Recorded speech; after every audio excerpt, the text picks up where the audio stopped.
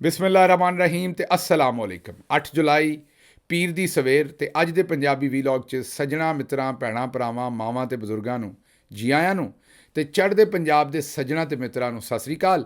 ਇਸ ਤੋਂ ਪਹਿਲਾਂ ਕਿ ਅੱਜ ਦੀਆਂ ਗੱਲਾਂ ਤੇ ਚਾਨਣ ਪਾਈਏ ਤੁਹਾਨੂੰ ਚੇਤੇ ਕਰਾ ਦਈਏ ਸੋਸ਼ਲ ਮੀਡੀਆ ਫਾਇਰਵਾਲ ਨੂੰ ਨਾਕਾਮ ਬਣਾਉਣ ਵਾਸਤੇ ਇੱਕ ਤੇ ਇਸ ਚੈਨਲ ਨੂੰ ਸਬਸਕ੍ਰਾਈਬ ਕਰੋ, ਵੀਲੌਗ ਵੇਖਣ ਤੋਂ ਬਾਅਦ ਇਹਨੂੰ ਲਾਈਕ ਜ਼ਰੂਰ ਕਰੋ ਤੇ ਇਹਦੇ ਤੇ ਕਮੈਂਟ ਜ਼ਰੂਰ ਕਰੋ।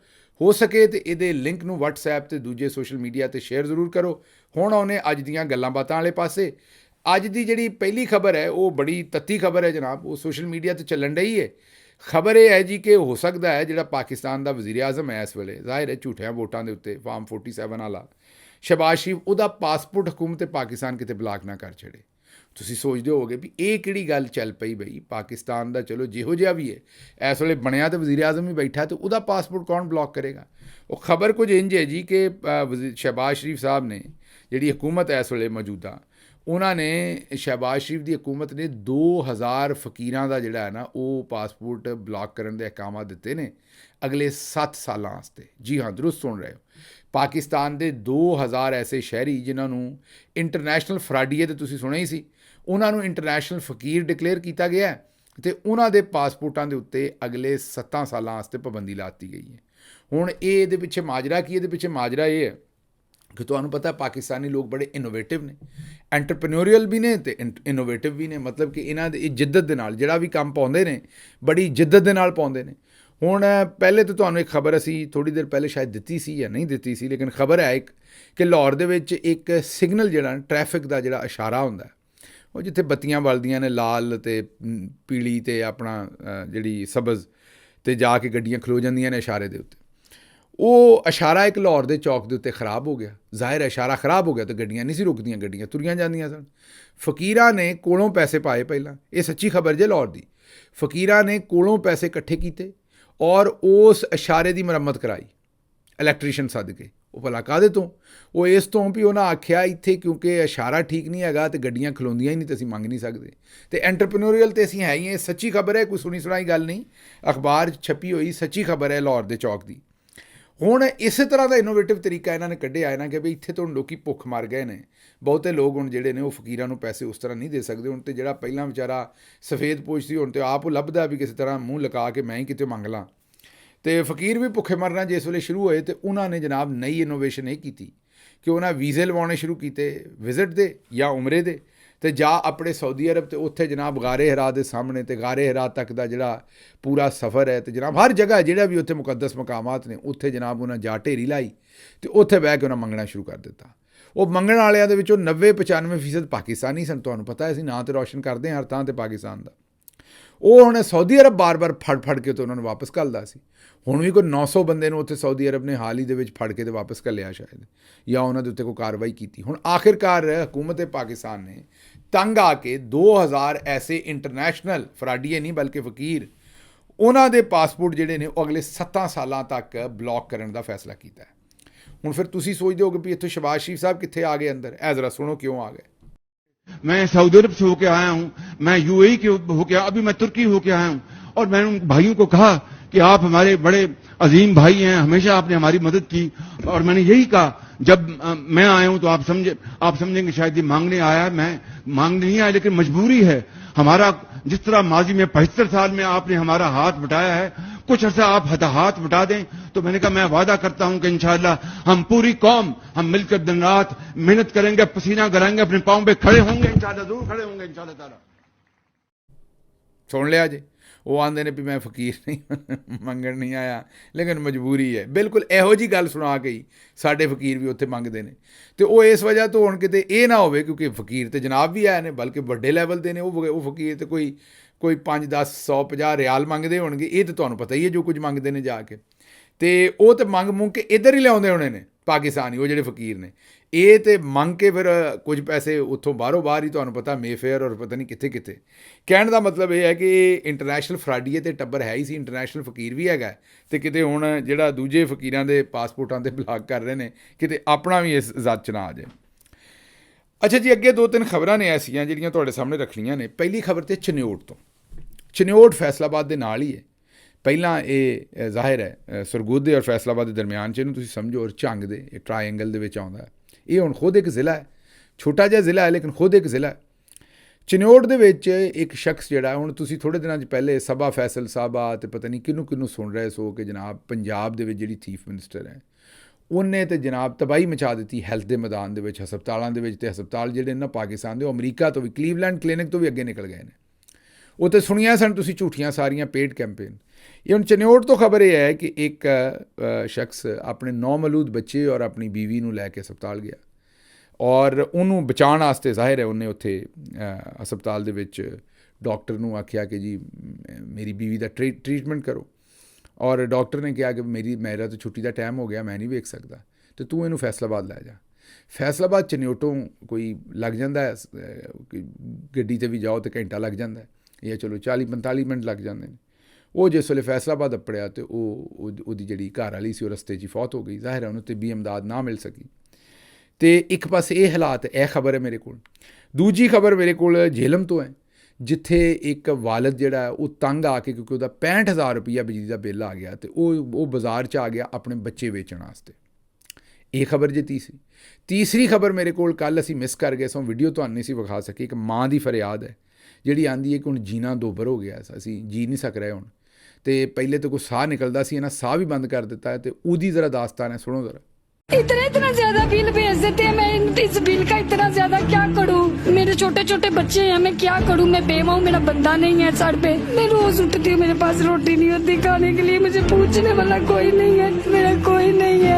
मुझे क्या मजबूर करने में अपने घरों के बर्तन भेज दूं? इतना बिल भेज देते हैं। मैं गरीब औरत हूँ, मुझे मांगने में मजबूर मत करो। मैं कभी कभी मांग के बच्चे रोटी खुआवा कितों खुआवा की करा? मेरी जवान बच्ची मैं कितों शादी करा? ਸੁਣ ਲਿਆ ਜੀ। ਅਤੇ ਅੱਗੇ ਹੁਣ ਮੇਰੇ ਕੋਲ ਹੋਰ ਤਰ੍ਹਾਂ ਦੀਆਂ ਖਬਰਾਂ ਨੇ। ਜ਼ਾਹਿਰ ਹੈ ਅਗਲੀਆਂ ਖਬਰਾਂ ਮੇਰੇ ਕੋਲ ਇਹ ਨੇ ਕਿ ਇਸ ਵੇਲੇ GOR ਦੇ ਵਿੱਚ ਨਵਾਂ ਕਲੱਬ ਬਣ ਰਿਹਾ ਜੀ ਬਿਊਰੋਕਰੇਟਸ ਵਾਸਤੇ। ਉਹਦੇ ਵਾਸਤੇ 1 ਅਰਬ ਰੁਪਇਆ ਜਾਰੀ ਕੀਤਾ। ਅਜੇ ਪਤਾ ਨਹੀਂ ਉੱਤੇ ਕਿੰਨੇ ਅਰਬ ਲੱਗਣੇ ਨੇ, ਲੇਕਿਨ ਪਹਿਲਾਂ 1 ਅਰਬ ਜਾਰੀ ਕੀਤਾ। ਜਿਹੜੇ ਤੁਹਾਡੇ ਸੁਪਰੀਮ ਕਮਾਂਡਰ ਨੇ, ਜਿਨ੍ਹਾਂ ਨੂੰ ਸਾਡੇ ਚੌਧਰੀ ਸਾਹਿਬ ਆਪ ਜਿਤਾ ਕੇ ਲਿਆਏ ਨੇ, ਸੁਪਰੀਮ ਕਮਾਂਡਰ ਸਾਡੀ ਮੁਸੱਲਹ ਅਫਵਾਜ ਦੇ, ਉਹਨਾਂ ਨੇ ਆਪਣੇ ਬਾਗਾਂ ਦੀ ਦੇਖਭਾਲ ਦਾ ਖਰਚਾ ਜਿਹੜਾ ਉਹ ਡਬਲ ਕਰ ਦਿੱਤਾ। ਅਤੇ ਇਹ ਪੈਸੇ ਜਿਹੜੇ ਨੇ ਉਹ ਤੁਹਾਡੇ ਨੇ, ਜਿਹੜੇ ਤੁਹਾਡੇ ਕੋਲੋਂ ਮਾਚਿਸ ਦੇ ਉੱਤੇ, ਘਿਓ ਦੇ ਡੱਬੇ ਦੇ ਉੱਤੇ, ਪੱਤੀ ਦੇ ਉੱਤੇ, ਜਿਹੜੇ ਤੁਹਾਡੇ ਕੋਲੋਂ ਜਿਹੜੇ ਜਨਾਬ ਵਾਲਾ ਡੀਜ਼ਲ ਪਾਉਂਦੇ ਹੋ, ਪੈਟਰੋਲ ਪਾਉਂਦੇ ਹੋ, ਬਿਜਲੀ ਦਾ ਬਿੱਲ ਦਿੰਦੇ ਹੋ, ਉਹਦੇ 'ਚ ਜਿਹੜਾ ਤੁਹਾਡੇ ਕੋਲ ਟੈਕਸ ਲਿਆ ਜਾਂਦਾ ਨਾ, ਉਸ ਟੈਕਸ ਦੇ ਪੈਸਿਆਂ 'ਤੇ ਜ਼ਰਦਾਰੀ ਸਾਹਿਬ ਨੇ ਉਹ ਖਰਚਾ ਡਬਲ ਕਰ ਦਿੱਤਾ। ਆਪਣੀਆਂ ਗੱਡੀਆਂ ਦਾ ਖਰਚਾ ਜਿਹੜਾ ਸਦਰ ਹਾਊਸ ਦਾ ਉਹ 4 ਗੁਣਾ ਕਰ ਦਿੱਤਾ। ਕਮਿਸ਼ਨਰ ਆਫਿਸ ਲਾਹੌਰ ਦੇ ਉੱਤੇ 40 ਕਰੋੜ ਰੁਪਈਆ ਲੱਗ ਰਿਹਾ ਹੈ। ਪਾਰਲੀਮੈਂਟ ਲਾਜਸ ਦੀ ਤਜ਼ੀਨੋ ਆਰਾਇਸ਼ ਦੇ ਉੱਤੇ ਕੋਈ 1.25 ਅਰਬ ਰੁਪਈਆ ਲੱਗ ਰਿਹਾ ਹੈ। ਇਹ ਅਜੇ ਪਹਿਲੀਆਂ ਕਿਸ਼ਤਾਂ ਨੇ। ਫਿਰ ਲਾਹੌਰ ਦੇ ਵਿੱਚ 2 ਅਰਬ ਹੋਣੇ ਹੀ ਪਹਿਲੀ ਕਿਸ਼ਤ ਜਾਰੀ ਕੀਤੀ ਗਈ ਹੈ। ਕੋਈ 20 ਘਰ ਬਣਾਉਣੇ ਨੇ ਫੇਜ਼ 9 ਦੇ ਵਿੱਚ। ਮਤਲਬ ਮੈਂ ਚੱਲਦਾ ਰਹਾਂਗਾ ਤਾਂ ਤੁਸੀਂ ਪਰੇਸ਼ਾਨ ਹੋ ਜਾਓਗੇ ਵੀ ਹੋ ਕੀ ਰਿਹਾ। ਇੱਕ ਪਾਸੇ GOR 'ਚ ਨਵਾਂ ਕਲੱਬ ਜਿਹੜਾ ਉਹਦੀ ਪਹਿਲੀ ਕਿਸ਼ਤ 1 ਅਰਬ ਰੁਪਈਆ। ਆਵਾਮ ਇੱਕ ਪਾਸੇ ਮਰ ਗਈ ਹੈ ਅਤੇ ਦੂਜੇ ਪਾਸੇ ਇਹਨਾਂ ਦੀਆਂ ਸ਼ਾਹ ਖਰਚੀਆਂ ਵੇਖ ਲਓ। ਅਤੇ ਇਹ ਖਬਰਾਂ ਸਨ। ਅੱਛਾ ਜੀ, ਅਗਲੀ ਖਬਰ ਜਿਹੜੀ ਹੈ ਉਹ ਪਾਕਿਸਤਾਨੀ ਪਾਇਲਟਸ, ਤੁਸੀਂ ਪਹਿਲਾਂ ਵੀ ਸੁਣੀ ਸੀ ਖਬਰ ਕਿ ਪਾਕਿਸਤਾਨ ਦੇ ਜਿਹੜੇ ਪਾਇਲਟ ਨੇ ਉਹਨਾਂ ਦੇ ਜਿਹੜੇ ਲਾਇਸੈਂਸ ਸਨ, ਜਿਹੜੇ ਉਹਨਾਂ ਨੂੰ ਦਿੰਦੇ ਨੇ ਲਾਇਸੈਂਸ ਜਹਾਜ਼ ਚਲਾਉਣ ਵਾਸਤੇ, ਉਹ ਕਿਹੜੇ ਹਾਲਾਤ ਦੇ ਵਿੱਚ ਜਾਰੀ ਹੁੰਦੇ ਰਹੇ ਔਰ ਕਿਸ ਤਰ੍ਹਾਂ ਦੇ ਲਾਇਸੈਂਸ ਜਾਰੀ ਹੁੰਦੇ ਰਹੇ। ਹੁਣ ਇੱਕ ਨਵੀਂ ਖਬਰ ਆਈ ਹੈ ਕਿ ਉਹਨਾਂ ਦੀ ਜਿਹੜੀ ਮੈਡੀਕਲ ਫਿਟਨੈਸ, ਜਿਹਨੇ ਉਹਨਾਂ ਦੀ ਨਜ਼ਰ ਚੈੱਕ ਕਰਨੀ, ਉਹਨਾਂ ਦੀ ਸੁਣਨ ਦੀ ਸਮਾਤ ਚੈੱਕ ਕਰਨੀ ਕਿ ਉਹ ਠੀਕ ਹੈ, ਕੁਵਤ ਹੈ ਸਮਾਤ, ਉਹਨਾਂ ਦਾ ਬਾਕੀ ਮੈਡੀਕਲ ਟੈਸਟ ਲੈਣਾ, ਉਹ ਪਤਾ ਲੱਗਾ ਵੀ ਉਹ ਡਾਕਟਰ ਜਿਹੜਾ ਉਹ ਆਪ ਕੰਨਾਂ ਤੋਂ ਬੋਲਾ ਸੀ। ਹਾਂਜੀ, ਉਹ ਆਪ ਕੰਨਾਂ ਤੋਂ ਬੋਲਾ ਸੀ ਅਤੇ ਕਈ ਸਾਲ ਇੰਝ ਹੀ ਲਾਇਸੈਂਸ ਦੇਈ ਗਿਆ। ਅਤੇ ਹੁਣ ਤੁਸੀਂ ਆਪੇ ਹੀ ਸੋਚੋ। ਫਿਰ ਮੇਰਾ ਮਤਲਬ ਇੱਥੇ ਅਸੀਂ ਇਕੱਲੇ ਨਹੀਂ ਖਰਾਬ, ਇੱਥੇ ਸਾਰੇ ਨੇ ਜਨਾਬ। ਉਹਨੂੰ ਪੁੱਛੋਗੇ ਅਤੇ ਉਹਨੇ ਕਹਿਣਾ ਜੀ ਮੈਂ ਇਕੱਲਾ ਖਰਾਬ ਹੈ। ਅਤੇ ਤੁਸੀਂ ਸ਼ਬਾਜ਼ ਸ਼ਰੀਫ ਵੇਖੋ ਕਿਹੋ ਜਿਹਾ ਪਾਇਆ ਜੀ। ਚੀਫ ਮਿਨਿਸਟਰ ਜਿਹੜੀ ਨਲਾਇਕ ਹੈ, ਜਿਹੜੀ ਕਿਸੇ ਕਾਲਜ, ਯੂਨੀਵਰਸਿਟੀ, ਸਕੂਲ ਤੋਂ ਅੱਜ ਤੱਕ ਮੇਰੀ ਬਾਜੀ ਇੱਕ ਡਿਗਰੀ ਨਹੀਂ ਕਰ ਸਕੀ, ਇੱਕ ਡਿਗਰੀ ਨਹੀਂ ਕਰ ਸਕੀ ਸ਼ੇਰ ਦੀ ਬੱਚੀ, ਉਹ ਅੱਜ ਵੇਖੋ ਪੂਰਾ ਪੰਜਾਬ ਜਿਹੜਾ ਉਹਨੂੰ ਟਿਕਟੋਕ ਦੇ ਉੱਤੇ ਚਲਾ ਰਹੀ ਹੈ ਅਤੇ ਆਂਦੀ ਹੈ ਟਿਕਟੋਕ ਦੇ ਉੱਤੇ ਵੀ ਮਿਹਨਤ ਹੁੰਦੀ ਹੈ। ਅਤੇ ਬਹਰਹਾਲ ਕਹਿਣ ਦੀ ਗੱਲ ਇਹ ਹੈ ਕਿ ਇਹ ਤੁਸੀਂ ਆਪੇ ਹੀ ਵੇਖ ਲਓ ਵੀ ਪਾਇਲਟ ਪਾਕਿਸਤਾਨ ਦੇ ਜਿਹੜੇ ਨੇ ਉਹ ਜਿਹੜਾ ਉਹਨਾਂ ਨੂੰ ਸਰਟੀਫਿਕੇਟ ਦਿੰਦਾ ਰਿਹਾ ਨਾ ਵੀ ਇਹ ਬਿਲਕੁਲ ਫਿੱਟ ਨੇ, ਉਹ ਆਪ ਕੰਨਾਂ ਤੋਂ ਬੋਲਾ ਸੀ। ਅਤੇ ਉਹਨੇ ਕੀ ਸਰਟੀਫਿਕੇਟ ਦਿੱਤੇ ਹੋਣੇ ਨੇ ਅਤੇ ਕਿਸ ਤਰ੍ਹਾਂ ਦਿੱਤੇ ਹੋਣੇ ਨੇ, ਇਹ ਹੁਣ ਮੈਂ ਕੀ ਕਹਿ ਸਕਦਾ। ਅੱਛਾ ਜੀ, ਅਖਤਰ ਲਾਵਾ, ਲਾਹੌਰ ਦਾ ਪਾਵਾ, ਤੁਹਾਨੂੰ ਪਤਾ ਹੀ ਹੈ, ਉਹ ਵੀ ਇੱਕ ਮਜ਼ਾਹੀਆ ਕਿਰਦਾਰ ਹੀ ਤੁਸੀਂ ਉਹਨਾਂ ਨੂੰ ਕਹਿ ਸਕਦੇ ਹੋ, ਚਾਹਤ ਫਤਿਹ ਅਲੀ ਖਾਨ ਸਾਹਿਬ ਤਰ੍ਹਾਂ। ਅਖਤਰ ਲਾਵਾ ਵੀ ਫਟ ਪਿਆ ਔਰ ਫਟਿਆ ਹੈ ਹੀ ਲੋਡ ਸ਼ੈਡਿੰਗ ਦੇ ਉੱਤੇ। ਔਰ ਜੋ ਕੁਝ ਇਸ ਵੇਲੇ ਹੋ ਰਿਹਾ, ਜੋ ਕੁਝ ਕਰ ਰਹੇ ਨੇ ਆਵਾਮ ਦੇ ਨਾਲ। ਪਹਿਲਾਂ ਉਹ ਬੜਾ ਸਪੋਰਟਰ ਸੀ, ਉਹ ਵੀ ਖਾਤਾ ਹੈ ਤੋਂ ਲਗਾਤਾਰ ਵਾਲਾ ਪਟਵਾਰੀ ਇਹ ਭਾਈ ਹੁਣੀ ਅਖਤਰ ਲਾਵਾ ਸਾਹਿਬ ਵੀ ਅੰਦਰੋਂ ਪਟਵਾਰੀ ਨੇ, ਅੰਦਰੋਂ ਬਾਹਰੋਂ ਪਟਵਾਰੀ ਨੇ ਬਲਕਿ। ਲੇਕਿਨ ਹੁਣ ਮਸਲਾ ਇਹ ਹੈ ਵੀ ਗਰਮੀ ਤਾਂ ਪਟਵਾਰੀਆਂ ਨੂੰ ਵੀ ਲੱਗਦੀ ਹੈ ਨਾ, ਚਲੋ ਥੋੜ੍ਹੀ ਲੱਗਦੀ ਹੈ, ਮੈਂ ਸਮਝਣਾ ਵੀ ਉਹ ਮੁਤਮਈਨ ਹੁੰਦੇ ਨੇ, ਠੰਡੇ ਹੁੰਦੇ ਨੇ ਉਹ ਲੇਕਿਨ ਉਸ ਦੇ ਬਾਵਜੂਦ ਗਰਮੀ ਤਾਂ ਲੱਗਦੀ ਹੈ, ਨਹੀਂ ਤਾਂ ਪੱਖਾ ਨਾ ਚੱਲਣ ਡਿਆ ਹੋਵੇ। ਤਾਂ ਹੁਣ ਪਟਵਾਰੀਆਂ ਨੂੰ ਵੀ ਉਹ ਖਾਤਾ ਹੈ ਤੋਂ ਲਗਾਤਾ ਹੈ ਤੋਂ ਬਾਹਰ ਨਿਕਲ ਕੇ ਕਹਿੰਦੇ ਨੇ ਵੀ ਇਹ ਸ਼ੇਰ ਜਿਹੜਾ ਹੈ ਤੇ ਆਟਾ ਵੀ ਖਾ ਗਿਆ ਅਤੇ ਸ਼ੇਰ ਬਿਜਲੀ ਵੀ ਖਾ ਗਿਆ ਅਤੇ ਪੱਖਾ ਵੀ ਨਹੀਂ ਚੱਲ ਰਿਹਾ। ਅਤੇ ਉਹ ਹੁਣ ਪਟਵਾਰੀਆਂ ਨੂੰ ਵੀ ਗਰਮੀ ਲੱਗ ਰਹੀ ਹੈ ਅਤੇ ਮਸਲਾ ਬਣ ਰਿਹਾ। ਅੱਛਾ ਜੀ, ਅੱਗੇ ਨਜਮ ਸੇਠੀ ਸਾਹਿਬ ਜਿਹੜੇ ਨੇ ਉਹ ਇਕਰਾਰ ਕਰ ਗਏ ਨੇ ਵੀ ਪਾਕਿਸਤਾਨ ਦੇ ਵਿੱਚ ਹੁਣ ਇੱਕੋ ਹੀ ਪਾਰਟੀ ਹੈ ਔਰ ਇੱਕੋ ਹੀ ਲੀਡਰ ਹੈ ਜਿਹੜਾ ਇਸ ਵੇਲੇ ਜੋਬਨ 'ਤੇ ਔਰ ਜਿਹਦਾ ਵਕਤ ਹੈ। ਉਹਨਾਂ ਕਿਹਾ ਜੀ ਇਹ ਵਕਤ ਇਮਰਾਨ ਖਾਨ ਦਾ ਹੈ, ਇਮਰਾਨ ਖਾਨ ਤੋਂ ਇਲਾਵਾ ਕੋਈ ਸਿਆਸੀ ਜਮਾਤ ਇਸ ਵੇਲੇ ਕਾਮਯਾਬ ਨਹੀਂ ਹੋ ਸਕਦੀ। ਮੌਕਾ ਮਿਲੇਗਾ ਤੇ ਉਹ ਸਿਰਫ ਇਮਰਾਨ ਖਾਨ ਨੂੰ ਮਿਲੇਗਾ। ਅੱਜ ਇਲੈਕਸ਼ਨ ਕਰਾ ਲਓ, 5 ਸਾਲਾਂ ਬਾਅਦ ਕਰਾ ਲਓ, 3 ਸਾਲਾਂ ਬਾਅਦ ਕਰਵਾ ਲਓ, ਜਿਤਨਾ ਇਮਰਾਨ ਖਾਨ ਨੇ ਇਹ ਵੇਲਾ, ਇਹ ਜਿਹੜਾ ਵਕਤ ਹੈ ਨਾ, ਇਹ ਦੌਰ ਜਿਹੜਾ ਇਹ ਇਮਰਾਨ ਖਾਨ ਦਾ ਹੈ। ਔਰ ਇਹਦੇ 'ਚ ਗੱਲ ਵੀ ਸੱਚੀ ਹੈ, ਇਮਰਾਨ ਖਾਨ ਦਾ ਜਿਹੜਾ ਤਅਲਕ ਹੈ ਲੋਕਾਂ ਨਾਲ, ਜਿਹੜਾ ਪਿਆਰ ਹੈ, ਜਿਹੜਾ ਮੁਹੱਬਤ ਹੈ, ਜਿਹੜੀ ਉਲਫਤ ਹੈ ਲੋਕਾਂ ਦੀ, ਔਰ ਜਿਹੜੀ ਲੋਕਾਂ ਦੀ ਅੰਡਰਸਟੈਂਡਿੰਗ ਹੋ ਗਈ ਹੈ ਕਿ ਚੌਧਰੀ ਸਾਹਿਬ ਇੱਥੇ ਸਾਰਿਆਂ ਨੂੰ ਕੱਢੀ ਆਉਂਦੇ ਨੇ, ਜਿਹੜਾ ਵੀ ਆਉਂਦਾ ਕਿਸੇ ਬੰਦੇ ਨੂੰ ਟੇਕ ਕੇ ਕੰਮ ਨਹੀਂ ਕਰਨ ਦਿੱਤਾ ਚੌਧਰੀ ਸਾਹਿਬ ਨੇ। ਅਤੇ ਇਮਰਾਨ ਖਾਨ ਆਇਆ ਜਿਹੜਾ ਕੁਝ ਨਾ ਕੁਝ, ਜ਼ਾਹਿਰ ਹੈ ਇਮਰਾਨ ਖਾਨ ਦੇ ਜ਼ਮਾਨੇ 'ਚ ਵੀ ਮੁਸ਼ਕਿਲਾਤ ਹੈ ਸਨ, ਲੇਕਿਨ ਕੁਝ ਨਾ ਕੁਝ ਉਹ ਕੋਸ਼ਿਸ਼ ਕਰਨ ਡਿਆ ਸੀ, ਇੱਕ ਟੁੱਟੀ ਫੁੱਟੀ ਮਈਸ਼ਤ ਨੂੰ ਚਲਾ ਕੇ ਤੇ 6% 'ਤੇ ਲੈ ਗਿਆ। ਸਾਰੀਆਂ ਚੀਜ਼ਾਂ ਕੁਝ ਨਾ ਕੁਝ ਬਿਹਤਰ ਕੀਤੀਆਂ ਸੀ, ਅਤੇ ਉਹਦੇ ਕੋਲੋਂ ਵੀ ਹਕੂਮਤ ਖੋਹ ਲਈ। ਅਤੇ ਸਿਰਫ ਲਿਆ ਕੇ ਕੌਣ ਬਾਏ ਨੇ, ਇਹ ਚੈਰੀ ਬਲਾਸਮ ਹੋਣੀ ਜਿਹੜੇ ਬੂਟ ਪਾਲਿਸ਼ ਕਰਨ ਅਤੇ ਬਸ ਜੀ ਸਰ ਆਖਣ, ਕਿਉਂਕਿ ਸਾਨੂੰ ਜੀ ਸਰ ਸੁਣਨਾ ਹੈ ਬਸ। ਨਜਮ ਸੇਠੀ ਸਾਹਿਬ ਜਿਹੜੇ ਜ਼ਾਹਿਰ ਹੈ ਸੀਨੀਅਰ ਉਹ ਨੂਨ ਲੀਗੀ ਸਾਫੀ, ਉਹਨਾਂ ਨੂੰ ਤੁਸੀਂ ਕਹਿ ਸਕਦੇ ਹੋ, ਉਹ ਹੁਣ ਕਹਿੰਦੇ ਨੇ ਕਿ ਇਹ ਜਿਹੜਾ ਖਲਾ ਹੈ ਇਸ ਵੇਲੇ ਪੂਰੇ ਦੇ ਪੂਰੇ ਸਿਸਟਮ 'ਚ ਜਿਹੜਾ ਖਲਾ ਹੈ, ਲੋਕਾਂ ਦਾ ਜਿਹੜਾ ਬਦਇਤਮਾਦੀ ਹੈ, ਉਹ ਖਲਾ ਇਮਰਾਨ ਖਾਨ ਇਕੱਲੇ ਨੇ ਪੂਰਾ ਕੀਤਾ ਹੋਇਆ। ਆਵਾਮ ਸਾਰੀ ਇਮਰਾਨ ਖਾਨ ਨਾਲ ਵੇਖਣ ਡਈ ਹੈ ਔਰ ਖਲਾ ਜਿਹੜਾ ਹੈ ਨਾ ਉਹ ਆਵਾਮ ਦੀਆਂ ਉਮੀਦਾਂ ਔਰ ਜਿਹੜਾ ਉਹਨਾਂ ਦਾ ਇਤਮਾਦ ਹੈ ਔਰ ਜੋ ਮੌਜੂਦਾ ਰਜੀਮ ਹੈ ਉਹਦੇ ਦਰਮਿਆਨ ਜਿਹੜਾ ਖਲਾ ਹੈ ਉਹ ਇਮਰਾਨ ਖਾਨ ਨੇ ਪੂਰਾ ਕੀਤਾ ਹੈ। ਅੱਛਾ ਜੀ, ਅਗਲੀ ਖਬਰ ਇਹ ਕਿ ਇਮਰਾਨ ਖਾਨ ਦੇ ਬਾਰੇ ਰਾਣਾ ਸਨਾਉੱਲਾ ਨੇ ਦਾਅਵਾ ਕੀਤਾ ਕਿ ਸਾਡੇ ਕੋਲ ਇਮਰਾਨ ਖਾਨ ਦੀਆਂ ਆਡੀਓ ਅਤੇ ਵੀਡੀਓਜ਼ ਮੌਜੂਦ ਨੇ ਜਿਹੜੀਆਂ ਅਸੀਂ ਜੇਲ੍ਹ ਦੇ ਵਿੱਚ ਰਿਕਾਰਡ ਕਰਦੇ ਹਾਂ। ਵਾਹ ਵਾਹ ਵਾਹ, ਮਾਸ਼ਾ ਅੱਲਾ। ਰਾਣਾ ਸਨਾਉੱਲਾ ਇਸ ਵੇਲੇ ਸਿਟਿੰਗ ਮਿਨਿਸਟਰ ਹੈ, ਕੋਈ ਕੰਨ ਟੁੱਟਾ ਬਦਮਾਸ਼ ਨਹੀਂ ਹੈ ਕਿ ਮਤਲਬ ਕੋਈ ਗਲੀ ਦੀ ਨੁੱਕਰ 'ਤੇ ਖਲੋਤਾ ਕਿਸੇ ਬੰਦੇ ਨੇ ਚੀਚੀ ਵਾਲੀ ਉਂਗਲ ਦੇ ਵਿੱਚ ਆਪਣਾ ਚੀਚੀ ਔਰ ਦੂਸਰੀ ਉਂਗਲ ਦੇ ਵਿੱਚ ਸਿਗੜ ਲਾ ਕੇ ਜਨਾਬ ਕਸ਼ ਲਾ ਕੇ ਤੇ ਇੰਜ ਕਰਕੇ ਕਿਹਾ ਕਿ ਜਨਾਬ ਵਾਲਾ ਸਾਡੇ ਕੋਲ ਸਾਰਾ ਕੁਝ ਹੈਗਾ ਨਾ। ਇਹ ਕੋਈ ਮੇਰਾ ਮਤਲਬ ਤੁਰਿਆ ਫਿਰਦਾ ਬਦਮਾਸ਼ ਬੰਦਾ ਨਹੀਂ ਕਹਿ ਰਿਹਾ, ਇਹ ਤੁਹਾਡਾ ਵਫਾਕੀ ਵਜ਼ੀਰ ਮਸ਼ੀਰ ਹੈ ਇੱਕ ਰਾਣਾ ਸਨਾਉੱਲਾ ਸਾਹਿਬ। ਉਹ ਕਹਿਣ ਡਏ ਨੇ ਕਿ ਜੇਲ੍ਹ ਦੇ ਵਿੱਚ ਅਸੀਂ ਇਮਰਾਨ ਖਾਨ ਦੀ ਆਡੀਓ ਵੀ ਰਿਕਾਰਡ ਕਰਦੇ ਹਾਂ ਜਾਲੀ ਤਰੀਕੇ ਨਾਲ ਅਤੇ ਵੀਡੀਓ ਵੀ ਕਰਦੇ ਹਾਂ, ਮਤਲਬ ਗੈਰ ਕਾਨੂੰਨੀ ਤਰੀਕੇ ਨਾਲ। ਕਾਨੂੰਨੀ ਤੌਰ 'ਤੇ ਉਹਨਾਂ ਨੂੰ ਇਸ ਗੱਲ ਦੀ ਇਜਾਜ਼ਤ ਨਹੀਂ। ਉਹ ਆਉਂਦੇ ਨੇ ਅਸੀਂ ਆਡੀਓ ਅਤੇ ਵੀਡੀਓ ਕੀਤੀ, ਹੁਣ ਉਹਦੇ 'ਚੋਂ ਜ਼ਾਹਿਰ ਹੈ ਤੋੜ ਕੇ ਮਰਜ਼ੀ ਦੇ ਟੋਟੇ ਜੋੜਨਗੇ। ਅਤੇ ਮਤਲਬ ਅਗਰ ਉਹਦੇ ਵਿੱਚ ਉਹ ਫਾਰ ਐਗਜ਼ਾਮਪਲ ਮੈਂ ਮਿਸਾਲ ਦੇ ਤੌਰ 'ਤੇ ਕਹਿ ਰਿਹਾ ਕਿ ਇਮਰਾਨ ਖਾਨ ਸਾਹਿਬ ਅਗਰ ਕਿਸੇ ਨੂੰ ਕਹਿ ਰਹੇ ਹੋਣ ਕਿ ਉਹ ਇਸ ਤਰ੍ਹਾਂ ਕਰੋ ਕਿ ਫਲਾਨੀ ਕਮੇਟੀ ਜਿਹੜੀ ਉਹ ਤੋੜ ਦਿਓ ਅਤੇ ਜਿਹੜੇ ਨਾ ਉਹ ਅਗਲਾ ਕੋਈ ਬਿਆਨ ਉਹ ਹੋਰ ਦੇ ਦੇਣ ਅਤੇ ਉਹ ਤੋੜ ਦਿਓ, ਉੱਥੋਂ ਕੱਢ ਲੈਣ, ਅਤੇ ਨਾਲ ਕੋਈ ਮੁਲਕ ਦੇ ਬਾਰੇ ਗੱਲ ਹੋ ਰਹੀ ਹੋਵੇ ਤਾਂ ਉੱਥੋਂ ਜਿਹੜਾ ਜਨਾਬ ਮੁਲਕ ਜੋੜ ਦੇਣ, ਅਤੇ ਉੱਥੋਂ ਕੋਈ ਹੋਰ ਗੱਲ 'ਤੇ ਉਹ ਸਟੇਟਮੈਂਟ ਬਣਾ ਦੇਣ ਵੀ ਇਮਰਾਨ ਖਾਨ ਨੇ ਅੰਦਰ ਬਹਿ ਕੇ ਮੁਲਕ ਤੋੜ ਦਿਓ। ਇਹੋ ਜਿਹੀ ਹਰਕਤ ਕਰਨਗੇ ਅਤੇ ਟੋਟੇ ਜੋੜਨਗੇ ਮਰਜ਼ੀ ਦੇ, ਲਫ਼ਜ਼ ਚੁੱਕ ਕੇ ਜਿੱਥੋਂ ਦਿਲ ਕਰੇ ਜੋੜ ਕੇ ਅਤੇ ਇੱਕ ਵੀਡੀਓ ਬਣਾ ਛੱਡਣਗੇ, ਆਡੀਓ ਬਣਾ ਛੱਡਣਗੇ, ਅਤੇ ਉਸ ਤੋਂ ਬਾਅਦ ਕਹਿਣਗੇ ਜੀ ਇਹ ਇਮਰਾਨ ਖਾਨ ਨੇ ਆਖਿਆ। ਅਤੇ ਕਾਜ਼ੀ ਸਾਹਿਬ ਬਿਲਕੁਲ ਬਰਫ਼ 'ਚ ਲੱਗੇ ਨੇ ਜਨਾਬ, ਬਿਲਕੁਲ ਬਰਫ਼ 'ਚ ਲੱਗੇ ਨੇ, ਕੋਈ ਨਹੀਂ ਬੋਲਣਗੇ ਉਹ ਇਸ ਗੱਲ ਦੇ ਉੱਤੇ, ਕੋਈ ਸੋ ਮੋਟੋ ਨਹੀਂ ਲੈਣਗੇ ਕਿ ਬਈ ਕੈਦੀ ਜਿਹੜਾ ਉਹਦਾ। ਔਰ ਜ਼ਿਹਨ 'ਚ ਰੱਖਣਾ ਕਿ ਜਿਹੜਾ ਕੈਦੀ ਹੁੰਦਾ ਨਾ ਉਹ ਕੋਰਟ, ਉਹ ਬੇਸ਼ੱਕ ਜਦੋਂ ਤੱਕ ਉਹਨੂੰ ਛੱਡਦੀ ਨਹੀਂ ਕੋਰਟ, ਉਹ ਕੋਰਟ ਦੀ ਜ਼ਿੰਮੇਦਾਰੀ ਹੁੰਦਾ ਕੈਦੀ, ਕਿਉਂਕਿ ਇਮਰਾਨ ਖਾਨ ਨੂੰ ਜ਼ਾਹਿਰ ਹੈ ਪਾਕਿਸਤਾਨ ਦੀਆਂ ਅਦਾਲਤਾਂ ਦੇ ਵਿੱਚੋਂ ਝੂਠੀਆਂ ਸਜ਼ਾਵਾਂ ਦੇ ਕੇ ਅੰਦਰ ਰੱਖਿਆ, ਅਤੇ ਕਾਜ਼ੀ ਸਾਹਿਬ ਦੀ ਡਾਇਰੈਕਟ ਜ਼ਿੰਮੇਦਾਰੀ ਹੈ, ਲੇਕਿਨ ਕਾਜ਼ੀ ਸਾਹਿਬ ਬਿਲਕੁਲ ਖਾਮੋਸ਼ ਨੇ, ਕੋਈ ਗੱਲਬਾਤ ਨਹੀਂ। ਅੱਛਾ ਜੀ, ਸਦਰ ਆਰਿਫ ਅਲਵੀ ਸਾਹਿਬ ਦੀ ਇੱਕ ਤਸਵੀਰ ਹੋਈ ਹੈ ਵਾਇਰਲ। ਉਹ ਤੁਹਾਨੂੰ ਪਤਾ ਹੈ ਕਿ ਇੱਕ ਆਰਥੋ ਡੈਂਟਿਸਟ ਨੇ। ਅੱਛਾ, ਇਹ ਡੈਂਟਿਸਟ ਔਰ ਆਰਥੋ ਡੈਂਟਿਸਟ ਬੜਾ ਫ਼ਰਕ ਹੁੰਦਾ ਹੈ, ਇਹ ਤੁਸੀਂ ਜ਼ਿਹਨ 'ਚ ਰੱਖਣਾ ਹੈ। ਆਮ ਬੰਦੇ ਉਹਨਾਂ ਨੂੰ ਸਾਰੇ ਡੈਂਟਿਸਟ ਹੀ ਸਮਝ ਲੈਂਦੇ ਨੇ ਸਾਰਿਆਂ ਨੂੰ। ਡੈਂਟਿਸਟ ਤੁਸੀਂ ਇੰਝ ਹੀ ਸਮਝੋ ਕਿ ਜਿਸ ਤਰ੍ਹਾਂ ਆਮ ਡਾਕਟਰ ਹੁੰਦਾ ਹੈ ਅਤੇ ਫਿਰ ਸਪੈਸ਼ਲਿਸਟ ਡਾਕਟਰ ਹੁੰਦਾ ਹੈ ਆਮ ਫੈਮ ਦੇ ਵਿੱਚ, ਇਸੇ ਤਰ੍ਹਾਂ ਜਿਹੜਾ ਆਰਥੋ ਡੈਂਟਿਸਟ ਹੁੰਦਾ ਉਹ ਸਪੈਸ਼ਲਿਸਟ ਡੈਂਟਿਸਟ ਹੁੰਦਾ, ਉਹਨੂੰ ਮਜ਼ੀਦ ਪੜ੍ਹਨਾ ਪੈਂਦਾ ਕਈ ਸਾਲ। ਅਤੇ ਆਰਿਫ ਅਲਵੀ ਸਾਹਿਬ ਜਿਹੜੇ ਨੇ ਉਹ ਆਰਥੋ ਡੈਂਟਿਸਟ ਨੇ, ਅਤੇ ਉਹਨਾਂ ਦੀ ਇੱਕ ਤਸਵੀਰ ਆਈ ਕਿ ਆਪਣੇ ਕਲੀਨਿਕ ਦੇ ਵਿੱਚ ਮਰੀਜ਼ ਦਾ ਕੰਮ ਕਰ ਰਹੇ ਨੇ। ਜ਼ਾਹਿਰ ਹੈ ਉਹਨਾਂ ਦਾ ਬੜਾ ਲੰਬਾ, ਕੋਈ 40-50 ਸਾਲ ਲੰਬਾ ਉਹਨਾਂ ਦਾ ਐਕਸਪੀਰੀਅੰਸ ਹੈ ਔਰ ਉਹ ਆਪਣੇ ਮਰੀਜ਼ ਦਾ ਇਲਾਜ ਕਰ ਰਹੇ ਨੇ। ਇਹੀ ਅਗਰ ਤਸਵੀਰ ਕਿਸੇ ਯੂਰਪ ਦੇ ਮੁਲਕ ਦੀ ਲੀਕ ਹੋਈ ਹੁੰਦੀ ਨਾ ਕਿ ਜੀ ਸਦਰ ਨੇ ਵਾਪਸ ਜਾ ਕੇ ਕਲੀਨਿਕ ਦੇ ਵਿੱਚ ਕੰਮ ਸ਼ੁਰੂ ਕਰਤਾ, ਅਤੇ ਸਾਡੇ ਜਿਹੜੇ ਲਿਬਰਲ ਸਨ ਅਤੇ ਸਾਡੀ ਆਵਾਮ ਜਿਹੜੀ ਸੀ ਉਹਨਾਂ ਪੁੱਠੀ ਹੋ ਜਾਣਾ ਤਾਰੀਫਾਂ ਕਰ। ਆਰਿਫ ਅਲਵੀ ਸਾਹਿਬ ਦੀ ਤਸਵੀਰ ਆਈ, ਕਿਸੇ ਵੱਡੇ ਲਿਫਾਫੇ ਨੇ ਲਿਬਰਲ ਨੇ ਇਸ ਗੱਲ ਦੀ ਸਤਾਇਸ਼ ਨਹੀਂ ਕੀਤੀ ਕਿ ਬਈ ਇਹ ਵੀ ਬੰਦਾ ਸਦਰ ਰਿਹਾ। ਇਸ ਵੇਲੇ 10% ਵੀ ਸਦਰ ਰਹੇ ਨੇ ਜਿਨ੍ਹਾਂ ਨੂੰ ਆਪ ਲੈ ਕੇ ਆਏ ਨੇ ਜਨਾਬੇ ਵਾਲੀ ਸੁਪਰੀਮ ਕਮਾਂਡਰ ਸਾਹਿਬ ਜਿਨ੍ਹਾਂ ਆ ਕੇ ਆਖਿਆ ਵੀ ਗੱਡੀਆਂ ਦੇ ਖਰਚੇ 4 ਗੁਣਾ ਤੇ ਬਾਗਾਂ ਦੇ ਖਰਚ 2 ਗੁਣਾ। ਆਰਿਫ ਅਲਵੀ ਸਾਹਿਬ ਵੀ ਰਹੇ, ਕੋਈ ਤੁਸੀਂ ਇਹੋ ਜਿਹੀ ਗੱਲ ਨਹੀਂ ਸੁਣੀ ਉਹਨਾਂ ਦੇ ਬਾਰੇ, ਤੇ ਚੁੱਪ ਕਰਕੇ ਵਾਪਸ ਚਲੇ ਗਏ ਨੇ ਘਰ, ਤੇ ਜਾ ਕੇ ਕੋਈ ਲੁੱਟਮਾਰ ਨਹੀਂ ਕੀਤੀ ਆਰਿਫ ਅਲਵੀ ਸਾਹਿਬ ਨੇ। ਜੋ ਉਹਨਾਂ ਲੁੱਟਮਾਰ ਕੀਤੀ ਹੁੰਦੀ ਤੇ ਉਹ ਵੀ ਇਸ ਵੇਲੇ ਮੇਰਾ ਮਤਲਬ ਕੋਈ ਬਾਹਰ ਪੈਸੇ ਪੂਸੇ ਇਨਵੈਸਟ ਕਰਦੇ ਫਿਰ ਰਹੇ ਹੁੰਦੇ, ਜਿਵੇਂ ਜ਼ਰਦਾਰੀ ਸਾਹਿਬ ਹੁੰਦੇ ਤੇ ਆਪਣਾ ਫਰੰਟਮੈਨ ਹੁੰਦੇ ਉਹਨਾਂ ਦੇ, ਕੋਈ ਓਮਨੀ ਗਰੁੱਪ ਹੁੰਦਾ ਤੇ ਕੋਈ ਜਨਾਬੇ ਵਾਲਾ ਹੋਰ ਹੁੰਦਾ, ਮੁਸ਼ਤਾਕ ਚੀਨੀ ਵਾਲਾ ਤੇ ਕੋਈ ਪਤਾ ਨਹੀਂ ਕੌਣ ਕੌਣ ਹੁੰਦੇ। ਉਹ ਜਾ ਵਾਪਸ ਉਹਨਾਂ ਆਪਣੇ ਪੇਸ਼ੈਂਟ ਦੇਖਣੇ ਸ਼ੁਰੂ ਕੀਤੇ ਨੇ। ਇਹ ਹੈ ਤੇ ਕਾਬਲੇ ਸਤਾਇਸ਼ ਗੱਲ, ਇਹਦੀ ਬੜੀ ਤਾਰੀਫ ਕਰਨੀ ਚਾਹੀਦੀ ਹੈ। ਆਰਿਫ ਅਲਵੀ ਸਾਹਿਬ ਵਰਗੇ ਉਜਲੇ ਸਿਆਸਤਦਾਨ ਇਸ ਮੁਲਕ ਦਾ ਅਸਲ ਦੇ ਵਿੱਚ ਤੇ ਵਕਾਰ ਨੇ, ਉਹੀ ਇਸ ਮੁਲਕ ਦੀ ਸ਼ਕਲ ਚੇਂਜ ਕਰ ਸਕਦੇ ਨੇ। ਇਹੋ ਜਿਹੇ ਲੋਕ ਹੀ ਸਾਨੂੰ ਚਾਹੀਦੇ ਨੇ। ਲੇਕਿਨ ਵੇਖ ਲਓ ਕਿ ਇਹ ਹੀ ਤਸਵੀਰ ਅਗਰ ਬਾਹਰੋਂ ਕਿਤੋਂ ਲੀਕ ਹੋਈ ਹੁੰਦੀ ਤਾਂ ਇੱਥੇ ਜਨਾਬ ਕਲਾਬੇ ਮਿਲਾ ਦੇਣੇ ਸਨ, ਤੇ ਹੁਣ ਖਾਮੋਸ਼ ਨੇ, ਮਤਲਬ ਨਾਰਮਲ ਗੱਲ ਹੈ।